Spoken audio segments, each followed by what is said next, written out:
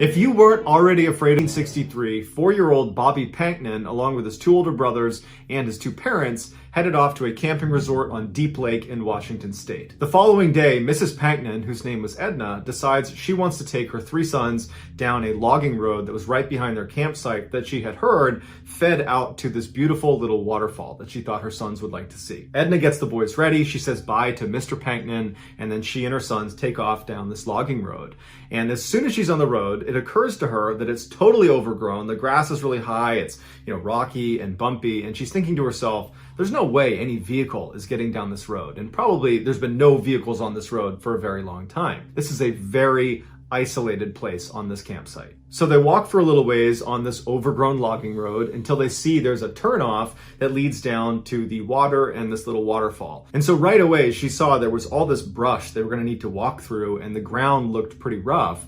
And Bobby, her youngest, the 4-year-old, he didn't have shoes on. He was going through a phase where he refused to wear shoes, and so it hadn't really mattered the entire duration of walking up the road, but it seemed like this might be too much for him to walk on.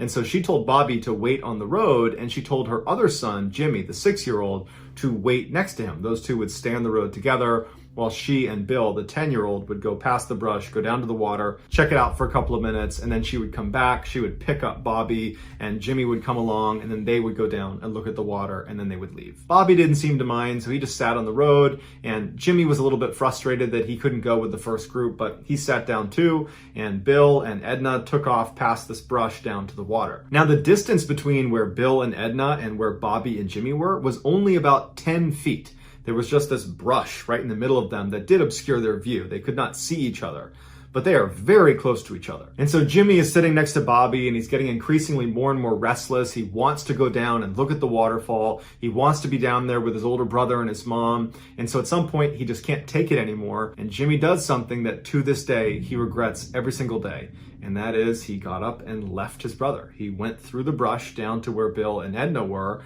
And as soon as Edna saw him, she was mad at him, and she goes, "What? You left Bobby up there? Come on." And so they turned around after about 60 seconds and went right back up. And when they got back, Bobby was gone. And at first, they're not like, oh my goodness, someone's abducted Bobby, because there's no one on this road. They'd come up here and recognize that it's very remote, it's isolated, there's no cars that come through here, they hadn't heard anything. And so their first instinct was, okay, he probably got up, and is behind a tree, or he walked down the hill over here, or he's nearby. And so they're yelling for him, they're walking around, and no one's panicking yet. In fact, really, Edna was just annoyed with Jimmy that he had left, Bobby, and that he's to blame right now, but it's just an inconvenience at this point. But after a couple of minutes, when they can't get Bobby to yell back where he is, they start to realize they might have a problem here. And so Edna becomes more panicked, and she's yelling at the top of her lungs for her son. She's having her other 2 sons go look down by the water, go look over there, but there's no trace of him. And they can't believe it. It didn't make any sense because, he's 4, he's got no shoes on, they didn't hear anything. How could he be gone? But he was gone. And so finally, after a couple of minutes, Edna rounded up her other 2 boys, and they ran all the way back to the campsite where they got Mr. Panknin, and they hailed the police, and very quickly, a big search was launched up on that logging road. As soon as the police arrived, the first thing they did is they pressed Edna and the other 2 boys about, what did you hear? You had to have heard something. He was only 10 feet away from you, and he was within earshot of you, certainly. What did you hear? Did a vehicle come through? Did you hear an animal? Did you hear anybody talking? And Edna and the other 2 boys, they swore that they heard nothing, that they're just as baffled by it as anybody else. And so the police really didn't have a good starting point of where Bobby could have gone. And in that area, there wasn't any, steep drop-offs or obvious places that Bobby could have fallen into or gotten trapped. The water for the waterfall, it's not deep. It's this little tiny brook. It'd be difficult to drown in that little brook. So they just basically started fanning out in all directions, hoping they would, find a piece of clothing or some other clue that would indicate where he went. After 3 days of searching that yielded nothing, they finally brought in a bloodhound to try to find him based on scent. And so they had the dog smell one of Bobby's shoes, and the dog immediately seemed to key in on his scent in the area where Bobby had gone missing. And the dog turns and starts running up the logging road away from the campsite, so farther into the forest. And it runs for almost 2 miles, and it never seems to waver. It's clearly picked up Bobby's scent. and it stops at this fork in the road about 2 miles away from where Bobby had gone missing. And it keys in on this one area right at the fork where there wasn't anything significant. It was just this bare patch of dirt. And so the police, they uncover the dirt a little bit. There's nothing there. They're looking around the area. That there's no indication that Bobby was ever here. So they give the scent back to the dog. And again, the dog just keeps tracking to this one section in this fork in the road.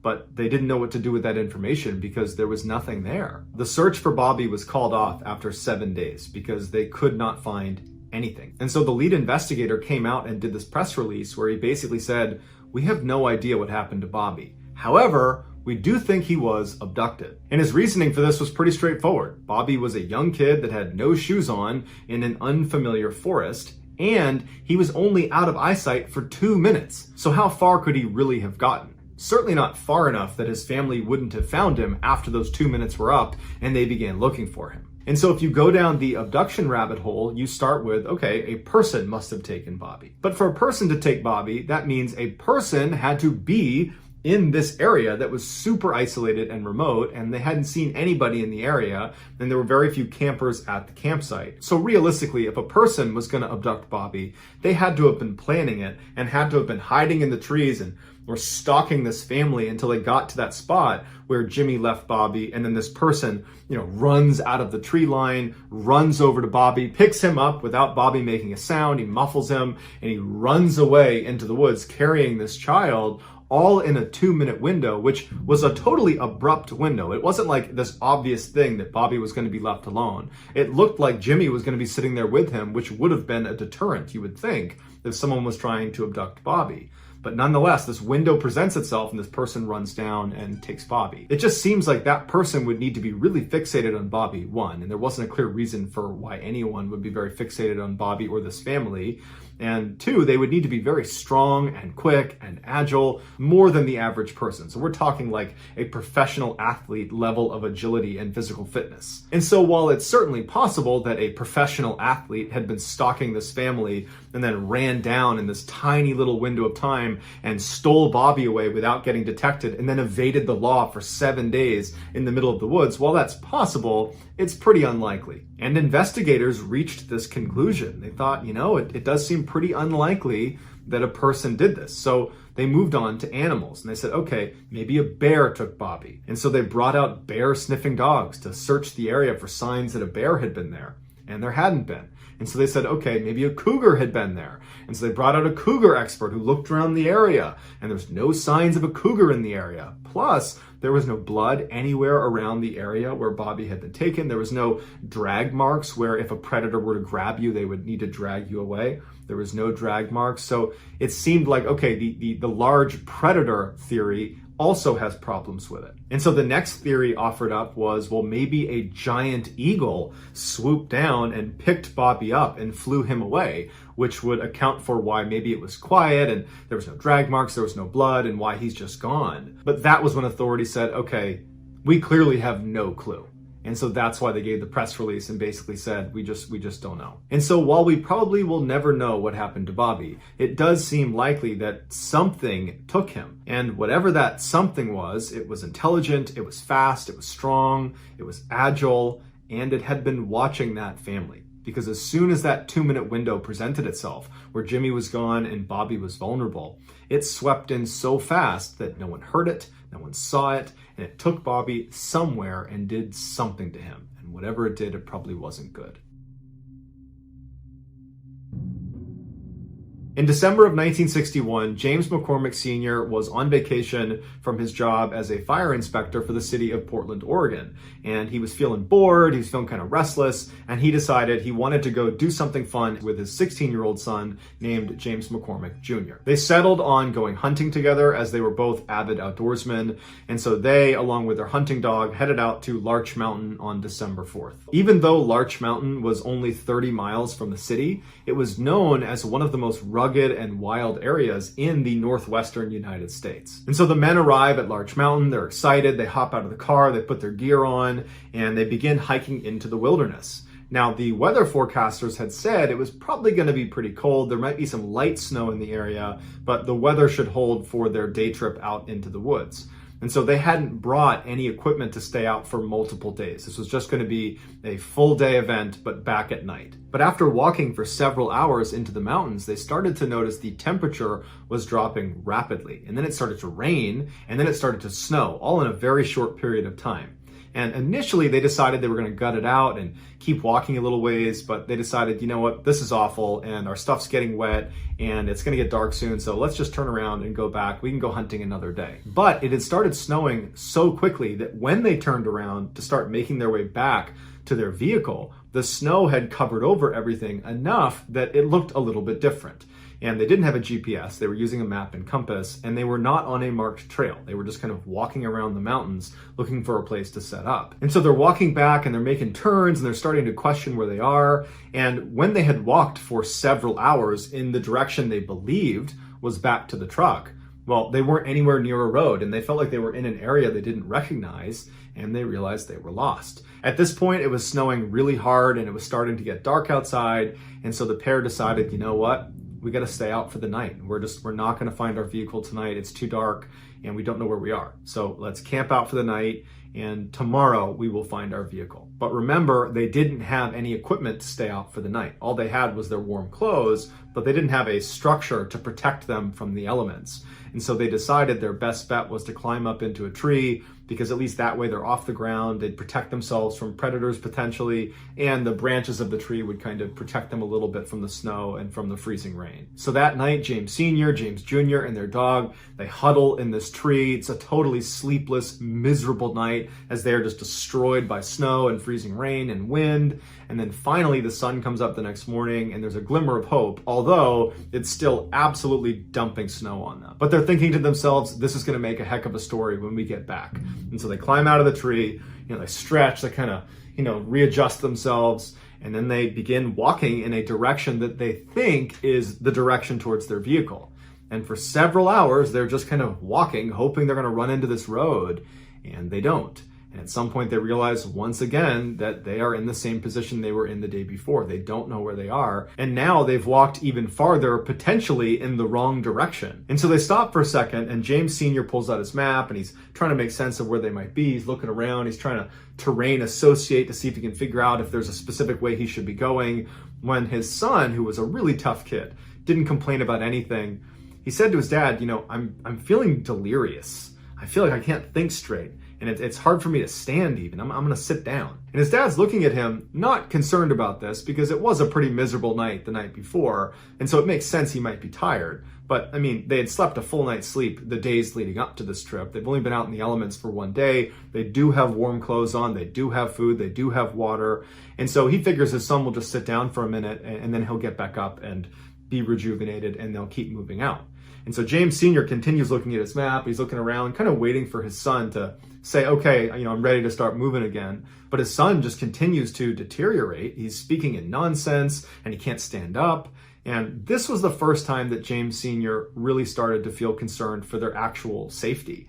Because even the night before, when they were up in the tree, even then, it just felt like it was this crazy thing that was happening to them and that everything would be fine. And even that morning when they got up and it was still snowing and they're still lost, he had that optimism, and so did his son. But now thinking, okay, we are potentially staring down another night out here, and we're going to eventually run out of food and water. Our clothes are starting to get wet. The temperatures are dropping below freezing. We don't have a tent. We don't have a shelter. And now something's wrong with my son, which is concerning in and of itself. But if he can't move, then we can't make progress towards getting out of the situation. And so James Sr., who was this really fit fireman, he said, okay, I'm going to pick you up and I'm going to carry you. And he picked his son up, fireman's carry, put him over his shoulders. And for 3 hours, James Sr. just continues to march around looking for the way out. And after 3 hours, when they had not gotten anywhere closer to a road or any civilization, and now it was dark out again, he collapses with his son and he puts his son down by a tree and he sits down next to him and he's totally defeated. And he's like, we got to get ready for another night. We got to get back up in a tree and we got to do this again. And so as they're sitting there kind of talking about how they're going to get James Jr. up into a tree for the night because, he's too weak to climb up himself, they both notice these very bright lights about 100 feet in front of them that look like headlights. And James Sr. is like, oh my goodness, what luck. There is a road that we just didn't see and there's a car that's parked right there. I'm going to go up and communicate with them and tell them that we are stuck out here and see if they can give us a ride. Stay right here. I'll be right back. And so James Sr. gets up and starts running towards these lights because these lights are their lifeline, and he wants to get to them before they potentially pull away without realizing, there's some people that really could use some help here. And so as he's moving, 50, 60, 70 feet away from where his son and his hunting dog were, the lights just continue to go farther and farther away from him to the point where James Sr. stops. And he's looking at these lights thinking, are those headlights? Like, what are those lights?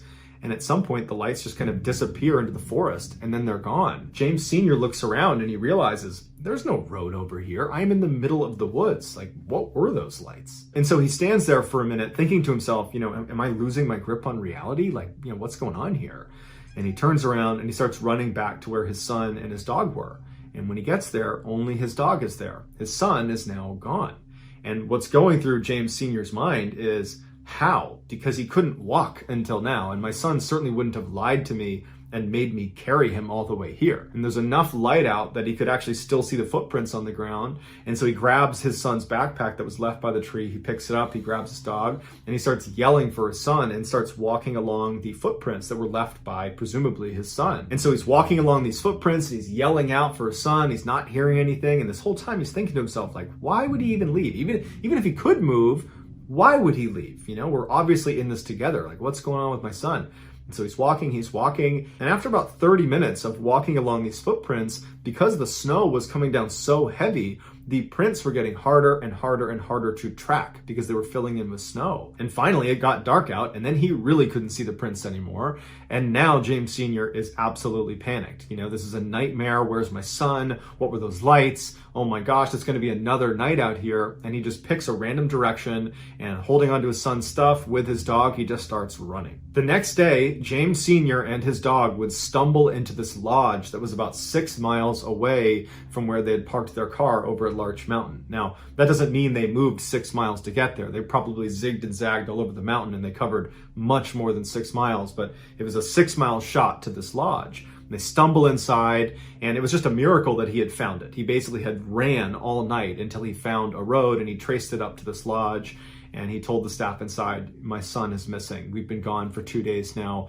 He's out in the middle of the woods. He's hurt. Someone needs to go out there. And so very quickly, the police were called, and word spread to the firefighters in Portland, Oregon that, the fire inspector's son is missing. And so 200 off-duty firefighters made their way up to the mountain as well to assist in this search. The paramedics wanted James Sr. to just go to the hospital and let the searchers do their job.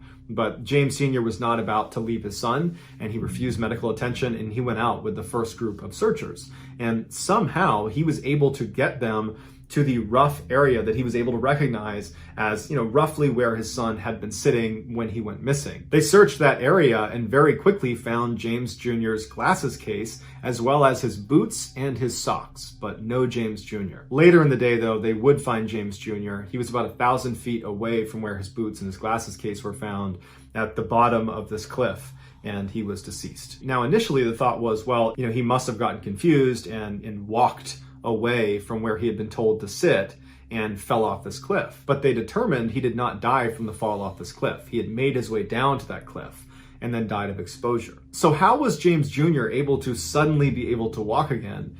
And once he had that skill back, why didn't he go to his dad? Why did he walk away from him? And why did he take his shoes and socks off to do that as well? And what were those lights that James Sr. saw in the middle of the woods? Because they weren't headlights. And it was only when he went to investigate them that suddenly James Jr. up and walks away.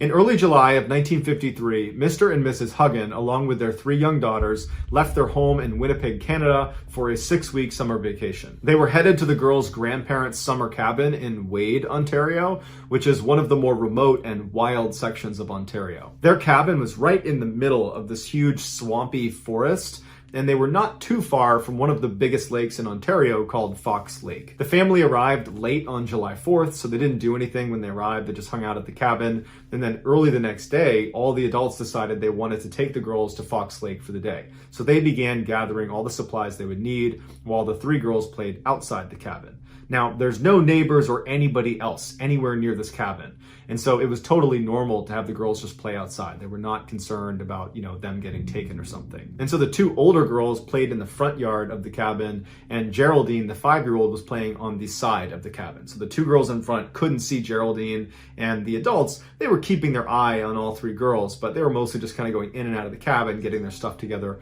periodically poking their head out, but the girls were fine. At 10 a.m. that morning, the parents had finally packed up the car, and they were ready to collect the girls to head over to the lake. And so they went outside, they got the 2 girls that were out front, and they went to the side of the house, and they couldn't find Geraldine. Now, they weren't worried because where could she have gone? And so they walked around the house, they're yelling for Geraldine, and they asked the 2 girls, have you seen Geraldine? Where'd she go? And they're like, oh, we don't know. She was just over on the side of the house a minute ago.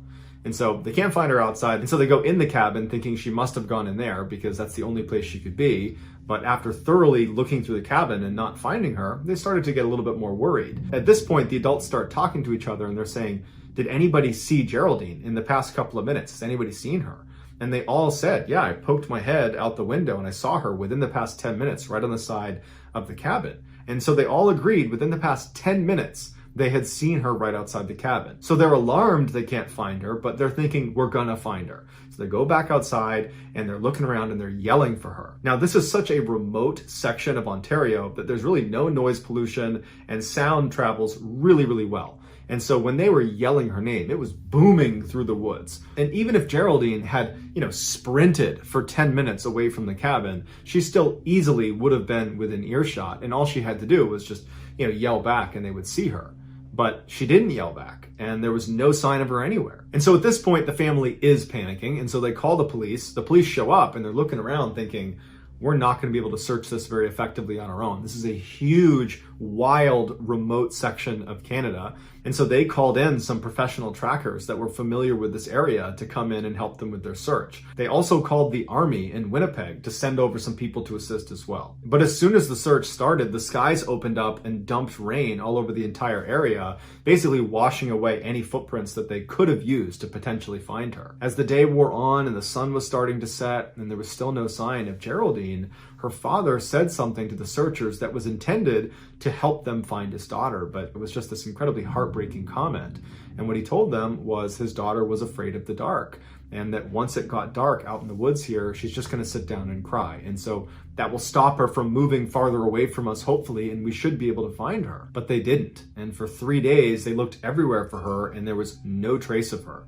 And to make matters even worse is the weather had been really rainy and cold, not below freezing temperatures, but close, like in the 40-degree Fahrenheit range. And she just had a light shirt and shorts on. She was not prepared for the weather. On the evening of the 3rd day, they found footprints that they believed to be Geraldine's high up on this ledge in some moss overlooking Fox Lake. And the footprints indicated that this child, which was probably Geraldine, was looking out over the lake and then turned around and walked away from the ledge down into the swamp where her footprints dissipate. And so the search effort was pushed to this swamp, and they had thousands of people that are combing through this mosquito-infested bush to look for this girl, and once again, there's nothing. Then on the 7th day of the search, they find another set of footprints in the swamp around the area where they were looking for Geraldine. But it wasn't Geraldine's footprints because they were these huge prints that if it was a human print, they would need to be an enormous human being. Or these prints belonged to some enormous animal, but they were unable to determine what animal it was. At this point, although there's not really any real evidence connecting that print to Geraldine, people are starting to suspect that whoever left this print or whatever left this print has something to do with whatever happened to Geraldine. 2 days later, so 9 days after Geraldine has gone missing, some of the professional trackers were 2.5 miles away from where that large print was found in that swamp and where Geraldine's footprints were found up on that ledge. They found a piece of her plaid shirt 2.5 miles away on the eastern shore of another lake called Long Lake. And so they pushed the search effort over to that section of Long Lake, and within 24 hours, they would find Geraldine's remains. The scene where Geraldine was found was bizarre. There was very little left of Geraldine, and from what was left, it was clear there had been significant animal predation. And so initial thoughts were, she must have been attacked by wolves. That's what killed her. But upon closer inspection, they saw that her clothing had not been torn and there was no blood on her clothes. So the animal predation had most likely occurred after she was deceased, because they would have been able to pick around the clothing. Whereas if it had been a wolf attack, they would have cut right through the clothes and there would be marks that obviously, she was attacked by animals. But Geraldine's remains appeared to have been dragged out of a nearby meadow to where she was ultimately located.